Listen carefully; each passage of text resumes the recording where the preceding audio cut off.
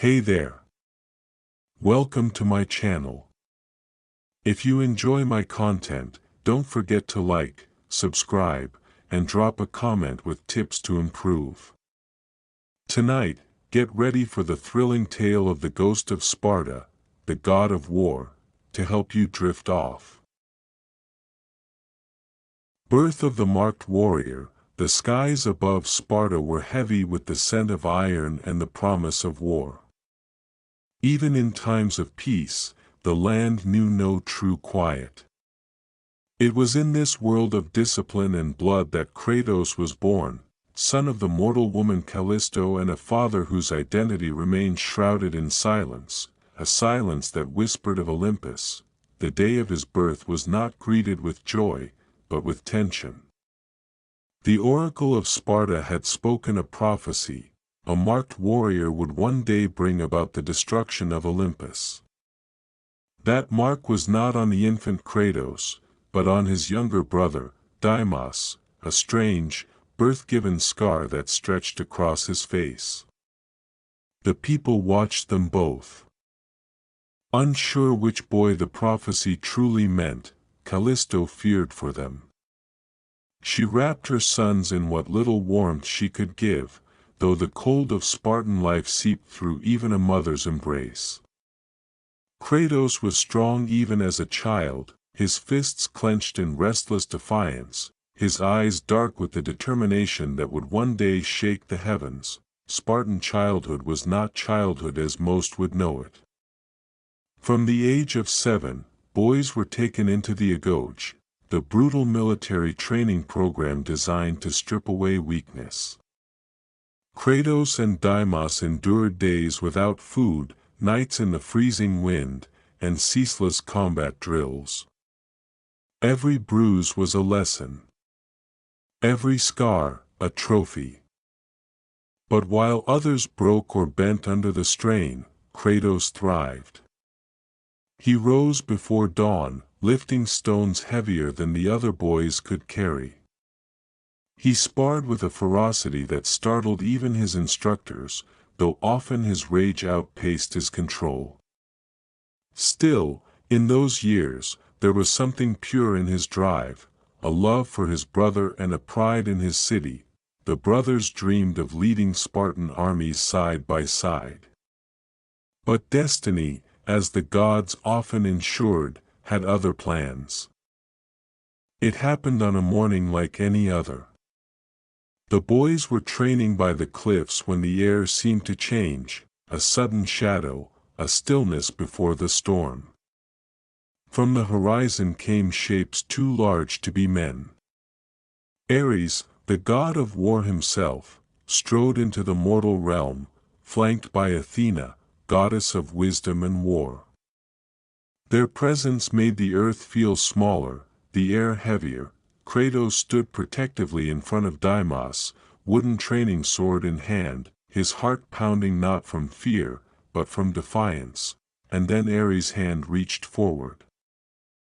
The day the gods took everything, Ares' shadow engulfed the brothers. His voice was a deep, metallic rumble. "This one," he said, his eyes fixed not on Kratos, but on Deimos. Before the boys could move, the god's massive hand closed around Deimos' arm. Kratos reacted without thought. He charged, swinging his wooden sword at the god's leg. The strike was laughable against divine armor, but the intent, the audacity, made Ares pause for the briefest moment. That pause ended with a single blow from Ares' gauntlet fist, sending Kratos sprawling into the dirt. His vision blurred, his breath stolen. Athena's gaze lingered on him. She said nothing, but there was a flicker of interest in her eyes, as if she'd marked him for something yet to come. Then she turned away, letting Ares lift Deimos like a prize. Deimos screamed his brother's name. The sound cut deeper than any blade. Kratos tried to rise, but Ares planted his boot upon the boy's chest, holding him down like an insect. "You are too weak to follow," the god growled. And with that, he and Athena vanished into the ether, taking Deimos to a fate Kratos could not imagine. When Kratos staggered home, Callisto collapsed upon hearing what had happened. The loss hollowed her, but she did not curse the gods, not aloud. In Sparta, such blasphemy was death. Kratos swore an oath that day, spoken not to the gods, but against them. He would train harder than any man. He would become the strongest Spartan in history. One day, he would find his brother. The years that followed were merciless. Kratos bled in the training yards, fought in the pits against wild beasts, and led skirmishes along Sparta's borders. He rose quickly through the ranks, his name whispered with respect and fear. Yet the whole Deimos left in him only grew deeper, feeding an anger that never slept. That anger, that unquenchable fire, would soon catch the eye of the very god who had stolen his brother. The chains of a god. Years passed, and the boy who had once been powerless beneath Ares' boot became Sparta's most feared general. Kratos commanded thousands, leading campaigns that expanded the city's influence across Greece. He was ruthless, not only with his enemies, but with his own men, for in his mind, weakness was death, battle was his temple, victory his prayer. And yet, every time he stood upon a field littered with the bodies of his foes, he felt only the echo of his vow, find Deimos. Make the gods pay. It was during the war against the barbarian tribes to the north that fate caught up to him. The Spartans had pushed deep into enemy lands, but the barbarians' numbers were endless. The field was mud and blood, their war cries thundering like drums of doom. Kratos fought savagely, carving a path through the enemy with his great sword, but the tide turned. One by one, his soldiers fell.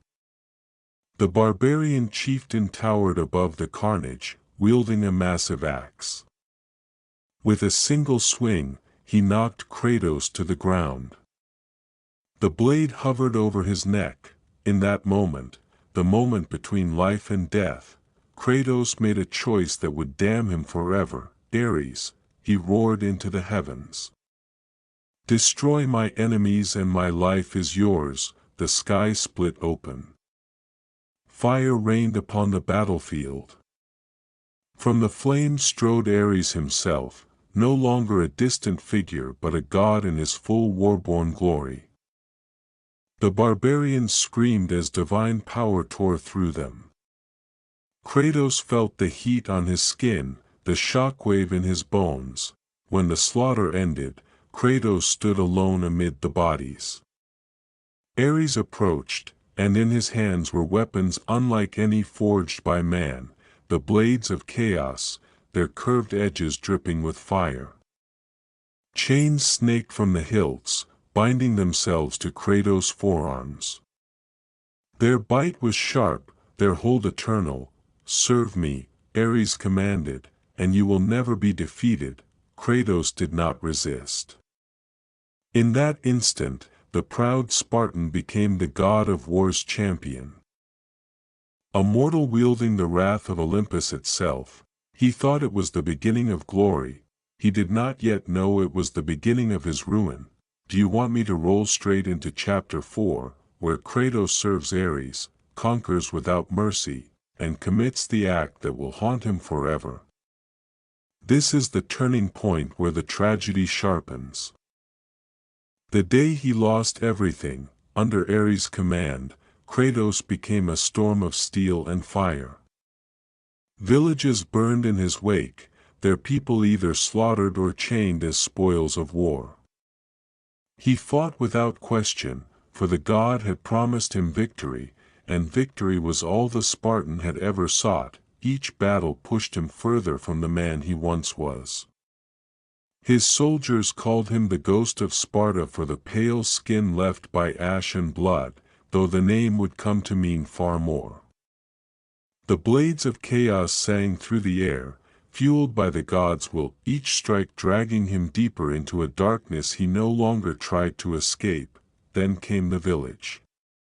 It was a simple settlement, far from any war of consequence. Yet Ares ordered its destruction. Kratos obeyed without hesitation. He cut down anyone in his path, the world a blur of screams and fire. The smell of burning thatch and flesh wrapped around him like a shroud. When the last foe fell, Kratos entered the village temple, ready to finish the slaughter. But in the flickering torchlight, he saw two figures cowering inside, his wife Lysandra, and his young daughter Calliope. The realization struck too late. His blades were already in motion. The chains bit into his wrists as if urging him on. Ares had led him here, knowing exactly what he would do. When the red mist of battle lifted, their bodies lay at his feet. The roar that tore from his chest shook the rafters. Ares appeared, unrepentant. They were holding you back, Kratos. Now you are truly mine, free of mortal weakness. Kratos dropped to his knees, horror etched into his soul. The oracle of the village stepped forward, cursing him for his deeds. As punishment, the ashes of his wife and child fused with his skin, bleaching it forever white. From that day, he bore not only the chains of a god, but the weight of an unending nightmare, and in that nightmare, something began to shift. A hatred for the god he served, and a desire for vengeance that no war could quench. Breaking the chains, the Ghost of Sparta no longer fought for honor, no longer for glory. He fought for survival, for freedom, and for the memory of those he had lost. Each swing of the blades of chaos reminded him of Lysandra and Calliope, their faces burned into his mind.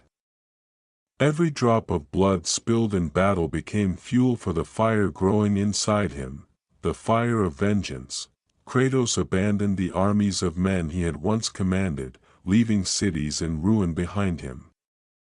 He wandered across Greece, carrying the weight of Ares' power and his own guilt. Even now, the god whispered to him, urging him to kill without thought, to destroy without mercy. But Kratos' resolve had changed. He would wield the god's gifts on his own terms. His first confrontation was with a band of marauders in a remote mountain pass. They thought themselves clever, unaware that the man they faced was no mere mortal. Kratos' blades of chaos sang through the air, each chain slicing with precision and fury. The sound of snapping bone echoed in the ravine, followed by silence.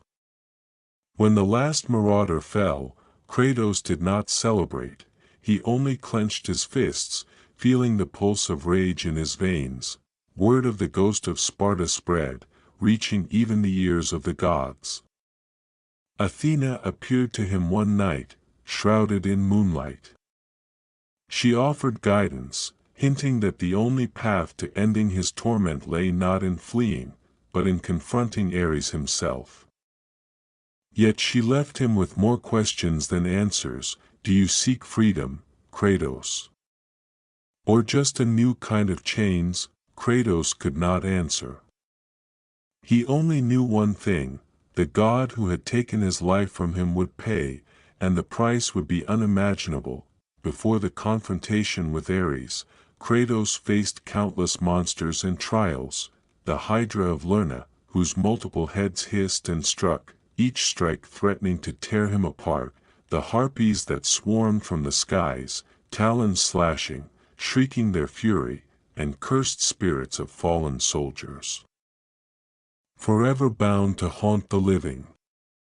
Each battle honed his skill, each victory sharpened his resolve. By the time he entered the Temple of Pandora, seeking the key to defeating Ares, Kratos was no longer a man. He was a force of nature, a hurricane of hatred and precision. Every step he took was guided by purpose, every swing of the blades of chaos a promise of retribution. But even as he reached Pandora's box, holding the power to challenge a god, a single thought gnawed at him: could vengeance ever bring peace? Or would it only deepen the wound Ares had opened in his soul? War with a god, the temple of Pandora trembled under Kratos' footsteps. Every stone seemed to whisper warnings, yet he ignored them, driven by a fury no mortal could contain. Pandora's box loomed ahead, glowing with the power to challenge a god. Kratos' hands trembled as he touched the lid, feeling the energy surge through him, mingling with the blades of chaos burning chains. The ground split beneath him as Ares descended from Olympus, eyes blazing like molten metal. The god's voice boomed across the temple, shaking pillars and hearts alike.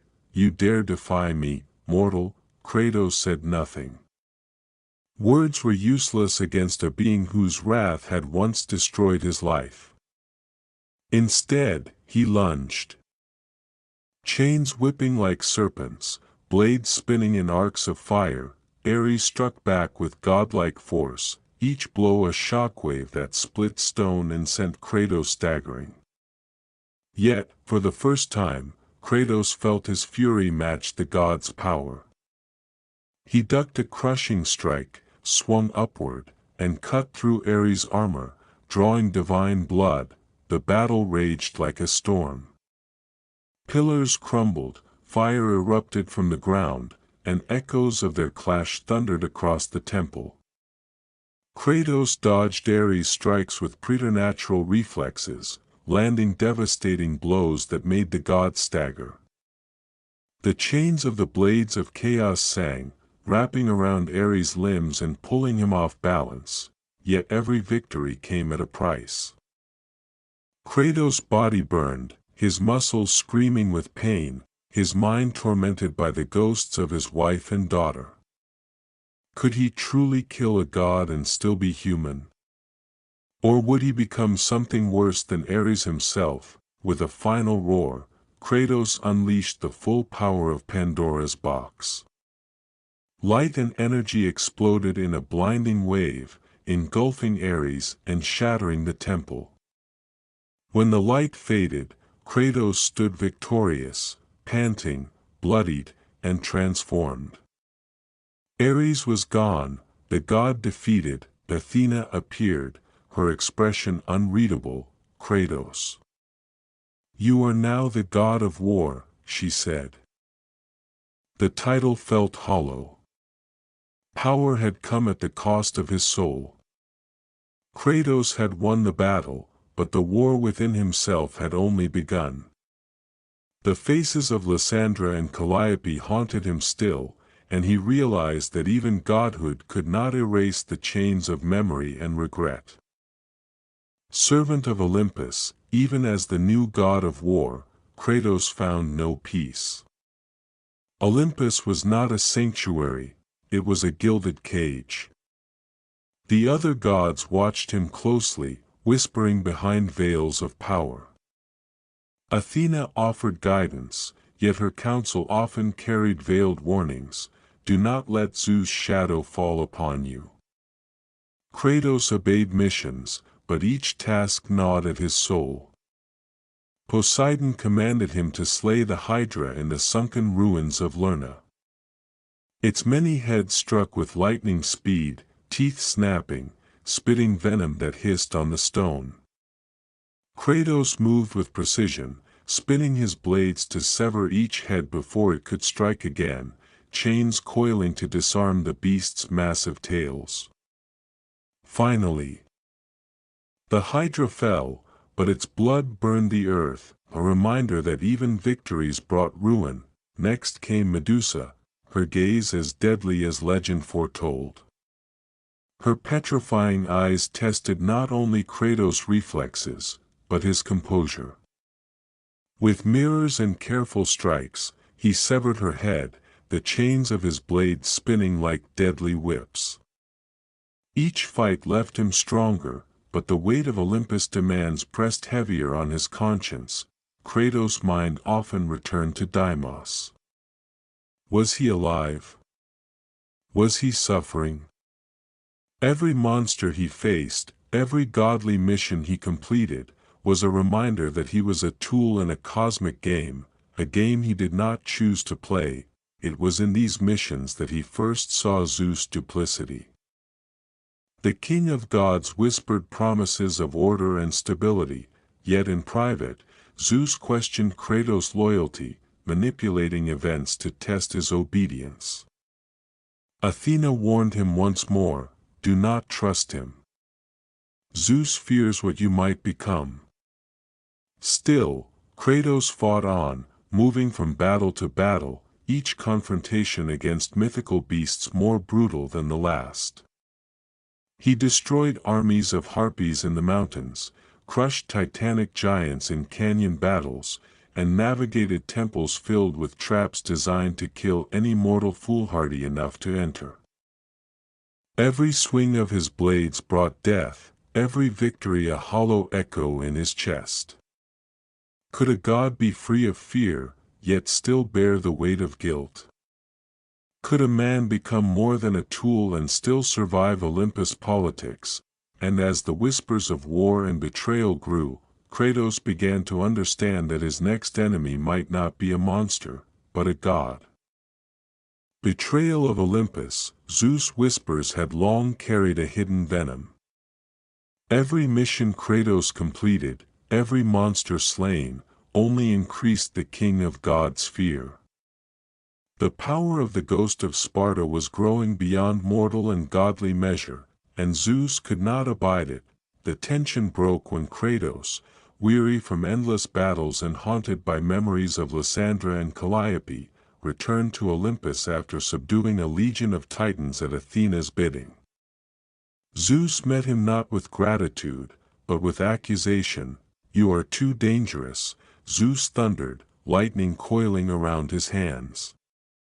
"Your power grows unchecked. I will not allow you to challenge Olympus." Kratos did not reply. Words had failed him too many times. Instead, he prepared for the inevitable confrontation, knowing that defiance of Zeus could mean his death, or the death of all Olympus. The Titan war erupted. Titans surged across the land, breaking mountains and seas, while Kratos fought alongside them to overthrow Zeus' control. He struck down monster after godly creature, the blades of chaos slicing through foes twice his size. Yet every blow weighed heavily, for Kratos remembered his oath to avenge the innocent, a memory now forever tainted by the deaths of his own family. Zeus himself joined the battle, wielding thunder like a weapon and shattering the earth with each strike. Kratos clashed with the king of gods in a storm of lightning and fire. Chains of the blades wrapped around Zeus' limbs, sparks flying as divine energy collided with mortal wrath. Through cunning and ferocity, Kratos gained the upper hand, seizing the Blade of Olympus, a weapon capable of harming the gods themselves. But just as victory seemed within reach, Zeus struck, driving the blade through Kratos' chest. Pain unlike any mortal or godly being had known tore through him. Blood ran in rivulets down his pale skin, mixing with the ashes of his family, a cruel reminder of all he had lost. Kratos fell into darkness, the underworld's cold embrace swallowing him whole. Yet even there, in the pits of death and despair, he refused to surrender. His rage burned brighter than the fires of Tartarus, his will stronger than the chains that bound him. Was this the end of Kratos? Or had his journey only begun? Rising from the underworld, the chill of the underworld bit into Kratos' flesh, but even death could not claim him. His mind burned with fury and vengeance, and each step through the shadowed halls of Hades was a testament to the will that no god or monster could break. souls of the damned whispered his failures, their voices clawing at his sanity. Yet Kratos ignored them, focusing only on the goal: return to the living world and claim the power needed to strike back at Olympus. The shades of lost warriors and fallen heroes attacked without mercy, forcing Kratos to fight continuously. His blades of chaos cut through the skeletal hands, spectral forms, and chains of cursed spirits. Every strike was precise, brutal, and fueled by centuries of grief and rage. Deeper in the underworld, Kratos faced monstrous guardians, creatures of molten bone and shadow. Titans of forgotten eras, imprisoned in the dark, sought to crush him.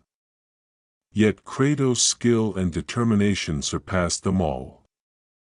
With each victory, he felt the chains of mortality loosen, as if the god's grip on him was slipping. Finally, he reached Hades' throne, the god of death himself looming like an unbreakable mountain. Lightning and spectral fire collided as Kratos attacked. The battle was savage and unrelenting. Hades swung massive arms, attempting to tear the Ghost of Sparta limb from limb, but Kratos' fury matched his might.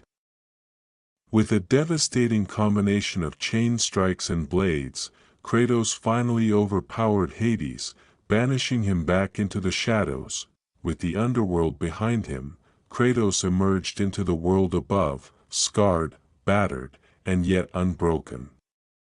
Olympus lay in ruins, thunderclouds swirling overhead. The blade of Olympus gleamed before him, a weapon of unimaginable power, capable of finishing the war against the gods or ending his own torment. Kratos grasped the hilt, feeling the weapon's immense energy surge through his body. Every memory of Lysandra, Calliope, Deimos, Ares, and Zeus pulsed within him. He knew that what he was about to do could end his life, but also that it might finally end the gods' manipulation forever. The question burned in his mind: could he survive the act of defiance? Would Olympus crumble under his wrath, or would he perish before his vengeance was complete? The blade of Olympus, Kratos stood amid the shattered remnants of Olympus. Thunder rolled across the sky, lightning striking the jagged peaks of the once great city. The wind carried the stench of fire, blood, and the ashes of gods fallen by his hand. The blade of Olympus glinted in his hands, heavier than any weapon he had ever wielded, yet perfectly balanced, as if it had been made for him. The Ghost of Sparta. Every step toward the altar that bore the blade's resting place felt like walking through the echoes of his past. Memories assaulted him: the laughter of Calliope, the protective grip of Lysandra, the abduction of Deimos, the horrors committed under Ares' command, the battles with monsters and gods alike. Could any mortal bear such a burden? Could any god? Kratos lifted the blade, its edge catching the storm's lightning. He looked at his chest, scarred and ghostly white, the eternal reminder of his failures. His hands shook, not from weakness, but from the weight of choice.